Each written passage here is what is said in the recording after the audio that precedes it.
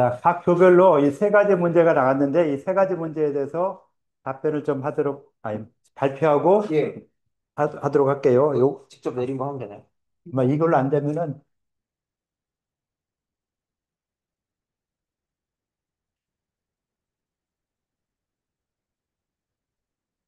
요 동그란 거를 이렇게 슬쩍 내리면은, 휠을 내리면은 내려가고 올리면 올라가요. 이게 요거 포인트네, 포인트. 포인터는 위에 거. 아, 잘 안 보여서. 네. 자, 발표할 때는 잘 좀 들어주시고 질문할 내용도 좀 생각을 해보세요.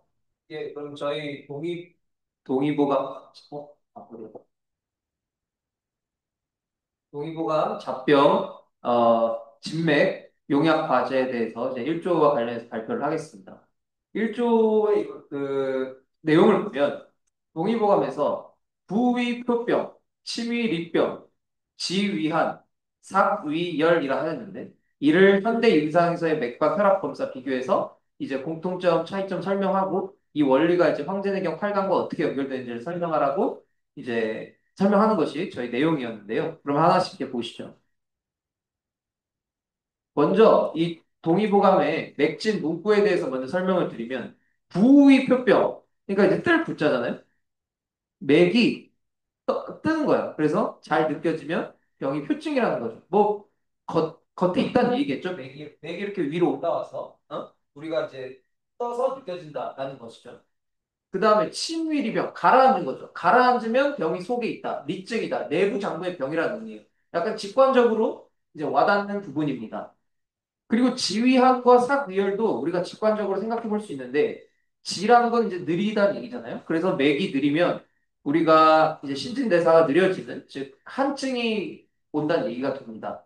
마찬가지로 맥이 빠르다, 빠르게 되면 우리가 이제 보통 열이 떠서 이제 체내에 열이 있다는 증상으로 우리가 생각을 할 수 있어요. 이 네 가지 맥진의 기본적인 원리가 우리의 병의 위치, 그러니까 속이냐, 겉이냐, 또는 이게 차냐, 뜨겁냐, 이거를 진단하는 기본 틀이 됩니다. 그럼 이제 아까 나왔던 대로 이 동의보감의 문구가 현대 임상에서의 맥박 혈압 검사와 어떤 공통점과 차이점을 가지냐라는 걸 이제 보겠습니다. 먼저 공통점으로 보면 저희가 이제 무슨 과목이었지? 아니, 진단 실습 때 거기서 이제 저희도 이제 그 맥을 검사를 해봤는데 혈압도 재보고 했는데 공통점을 보면 이 검사가 이제 병의 상태를 반영하는 생체 신호의 역할을 한다는 거죠. 우리의 맥박이나 혈압을 재면서 이것들이 우리의 심혈관계 상태를 반영한다는 걸 알 수 있죠. 그래서 동의보감에서 나왔던 것처럼 우리가 몸의 상태를 우리가 어떤지 간접적으로 평가할 수 있다는 거죠.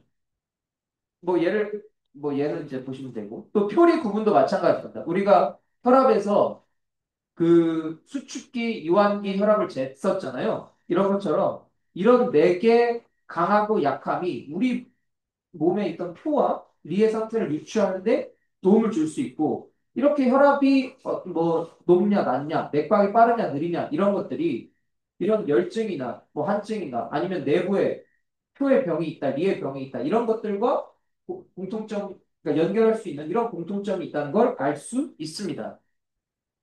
그럼 차이점은 무엇이 있냐? 이제 가장 큰 거는 측정 방법이 있겠죠. 동의보감에서 우리가 맥진을 할 때는 보통 손가락으로 우리가 맥을 짚잖아요. 묘골동맥 쪽을 짚어서 이제 맥을 만지는데 그래서 보통 그 의사 개인의 어떤 주관적 판단이 좀 강하게 들어가는 반면에 현대에서 우리가 현대에서 우리가 잴 때는 보통 기계로 물론 뭐 그때 수동으로 재는 방식도 했지만 이렇게 기계적으로 보통 넣어서 재는 게 가장 일반적이고 또 숫자로 표현이 되기 때문에 이런 것들이 가장 큰 차이점이라고 볼 수 있어요. 또한 현대 이제 의학 같은 경우에는 우리가 맥을 잰다고 해서 그것만 보는 게 아니라 물론 심혈관계 중심에 약간 객관적으로 이게 100, 뭐 120을 넘냐, 140을 넘냐 뭐 이런 식으로 이런 수치를 좀 보고 반면에 이제 동의보감에 나왔던 내용 같은 경우에는 보통 뭐 아까 얘기했던 것처럼 이게 떠 있느냐 잠겨 있느냐 이런 것처럼 조금 더 주관적인 이런 기능적 상태를 좀 총체적으로 본다라고 생각을 할 수 있습니다. 그다음 뭐 진단 범위와 적용 대상에도 이런 식으로 좀 차이가 난다는 걸 알 수 있고요.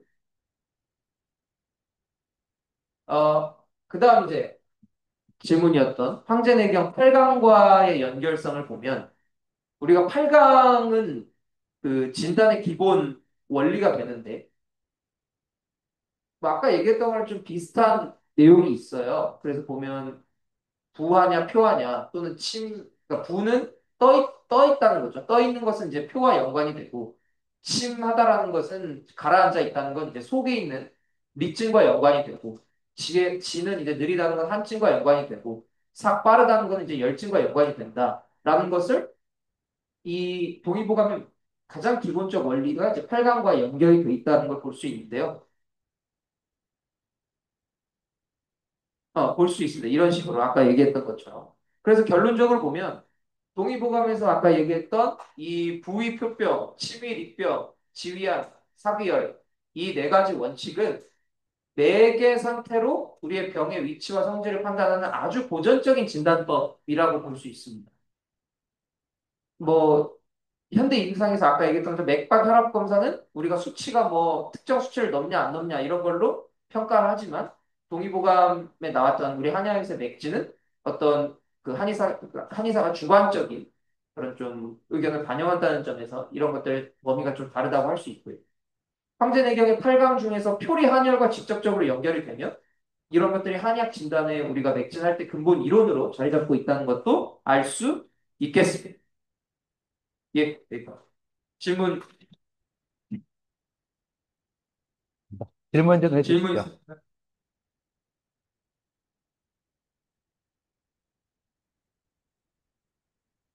자신 있게 해주세요. 뭘 눈치를 봐요. 과감하게. 그냥 이야기하시면 돼요. 뭐든지. 예. 자, 마이크 주세요. 예. 혈압을 측정하는 거랑 맥을 진단하는 거랑 뭐 공통점 차이점이 있다고 하셨는데 사실 맥을 진단하는 거에 전 제일 큰 단점이자 보완해야 될 점이 주관적인 거라고 생각하거든요. 물론 그게 장점이 될 수도 있지만 어, 가장 큰 단점이라고 생각을 해서 혹시 이렇게 주관적인 측면을 좀 보완할 수 있는 점이 없을까? 마이크 주시고요. 굉장히 어려운 질문 해줬죠. 아까 말씀드린 대로 이제 그 서양과 현대의학에서는 이제 어떤 특정한 기계적으로 나오는 수치를 중심으로 하는 반면에 한의학에서 백신을 할 때는 의사의 개인적인 주관적인 판단에 의존한다라고 말씀을 드렸잖아요. 저희 조원님 말씀. 예. 추가 이야기. 예. 그 진단 실습 시간에 쓰진 않는데 맥침기가 있어요. 5층에 맥침기 있고 아마 1층에도 맥침기 있을 거라서 사실 아무리 그뭐 의사 감각으로 그냥 구치모시를 판단을 하긴 해도 그래도 데이터화를 시키려고 노력을 하고 있어서 네, 그런 부분에서 보완을 하고 있다고 보시면 됩니다. 또 다른 질문 없을까요? 예, 수고했어요. 자, 맥에 대한 문제에서는 가장 큰 문제가 이 객관화가 안 된다는 거, 너무 주관적이라는 것이 가장 큰 문제죠. 근데 주관적인 건 어쩔 수 없죠. 모든 이 의사들도 마찬가지죠. 어떤 환자의 상태를 봤을 때 그게 객관화 시킬 수 있는 것은 다 검사에서 나오는 이 상황은 객관화되지만은 기타 다른 진단하는 거. 병이 이 사람이 머리도 아프고, 눈도 막 따끔거리고, 목도 아프고, 입도 마르고, 가슴도 조금조금 불안하고, 뭐 옆구리도 결리고 아프다. 이런 증상이 있을 때, 이 증상을 의사들마다 이 딱 병증을 내릴 때 다 다르게 이야기하겠죠. 검사 수치는 딱 객관에서 일정에 나오지만은 그 증상에 대한 진단하는 것은 의사마다 다 달라요. 한의학은 아예 처음부터 다 모든 걸 다 그런 기본 개념으로 잡고서는 시작을 하는 것이고 서양의학에서는 그 의사가 잡는 그 주관적인 이런 측면에다가 플러스 객관적으로 객관화시킬 수 있는 것들을 많이 활용을 하고 하면서 그러니까 계속 그런 쪽이 객관화되는 게 발전하다 보니까 어떤 주관성을 많이 배제시키려는 이런 노력들을 많이 하죠. 근데 한의학에서는 그렇게 같이 모아져서 어느 정도 객관화할 수 있는 것들. 자, 이러이러한 증상이 있을 때 금방 말했던 눈도 침침하고 머리도 아프고 입도 쓰고 마르고 건조하고 옆구리도 결리고 아프고 목도 아프다. 라는 이런 증상들이 있을 때, 아, 이런 증상들은 쭉 봤을 때 한열 나눌 때 어떤 증상, 한이나 열 어떤 걸로 볼 수 있겠어요? 한열을 이게 나눴을 때 한으로 볼까요? 열로 볼까요? 둘 중 하나고 그 이유도 한번 설명해 보세요. 여기 닭분 많이, 예. 자, 눈도 침침하고, 예. 뭐, 입도 마르고, 입도 좀 쓰고, 그러면서 이 목구멍도 좀 그렇고, 뭐 약간 편두통 비슷하게 있고, 옆구리도 좀 아프고 결리다. 라고 했을 때, 자, 이것이 과연 한증이냐, 열증이냐. 한열로 나눠볼 때, 애매하죠? 이거 뭐, 열에 대한 얘기도 아무것도 없고, 근데 그런 식으로 나왔을 때, 자, 이걸 한열, 뭐가 됐든 간에 하나 진단해야 되겠죠. 이게 한증이냐 열증이다. 그 이유가 무엇인가? 금방 얘기한 걸로 한번 이야기해 보세요. 네. 방금 발표한 거. 아니, 내가 금방 말한 아, 증상. 개인적인 생각으로. 예, 예. 전 둘 중에 하나 선택해야 돼. 그럼요. 예. 네. 전 둘 중에 선택하면 열에 더 가깝지 않나 예, 생각이 들어요. 이유는요? 이유는 일단 이렇게 상열이 올라온 그 양상과 좀 비슷하다고 느껴졌는데 부건이 있고 음, 그다음에 뭐 흉역보만 같은 증상도 말씀을 하셨고 뭐 두통도 마찬가지로 눈도 예, 침침하고. 좀, 뭐, 적 중통 같은, 음. 예, 그런 것도 있는 것 같고, 약간 그런 식으로 좀 열적인 더 질환에 가깝다고 생각합니다. 그러니까 그런 증상으로 대부분 나타나는 증상이 어디예요? 상부로 올라가죠. 위로 올라가 있는 이런 증상이고 입이 쓰고 마르고 할 정도, 입이 좀 마른다 하면은 한증이나 열증 봤을 때 열증으로 보기가 훨씬 쉽죠. 그래서 그거 하나만 가지고도 열증에 가깝다라고 볼 수 있고 나머지 증상 모르니까 에이 나도 몰라 하고 넘어갈 수 있는데 자 경락적으로 따지면은 경락을 따지면 어느 경락과 유사할까? 한번 생각해 볼 수 있겠죠. 자 이런 증상들이 쭉 나왔을 때 가장 큰 힌트는 옆구리가 결리가 아프다. 라고 하는 이런 증상들. 흉역과만 하면 약간 달라요. 흉역과만 가운데고 옆구리가 결리가 아프다. 자, 옆구리 쪽으로 가는 경락이 뭐가 있죠? 간경 또 간경 다음 또 간경하고 연결되는 무슨 경락이에요? 담경, 간담 무슨 경이죠? 육경으로 나눌 때 소양경이죠. 그죠? 소양경. 족상 담경, 족구는 간경. 그러니까 족상 담경에 해당되는. 그래서 이쪽 옆구리를 가고 입이 쓰고 마르고 하는 이런 증상들은 다 소양경 쪽으로 볼 수 있겠다라고 생각하는 것이죠. 그래서 그 경락과 연결시켜서 설명하고 그럼 그쪽 경락에 열이 있는 것이구나. 그 열이 있으니까 열을 좀 내리는 걸 쓰겠다 하는 것처럼 기본적인 증상들이 아무리 객관화시켜도, 아니, 그러니까 객관적으로 주관적으로 이야기해도 이 사람이 말하는 거, 이 사람 말하는 거, 이런 증상들을 봤을 때 어느 정도는 이 객관화가 되는 것이죠. 완벽하진 않아요.